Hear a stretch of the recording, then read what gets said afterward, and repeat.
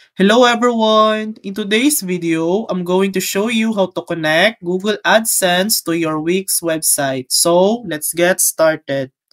First, open your browser and search Google AdSense. Click on the first link and tap Get Started. Select the Gmail account you want to use.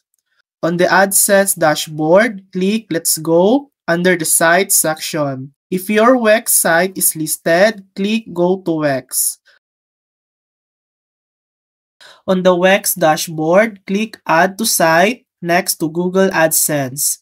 Choose your site and confirm. Google AdSense will be added automatically. And that's it. That's how to connect Google AdSense to your Wix websites. Thanks for watching. If this video helped you, please like and subscribe for more helpful tutorials.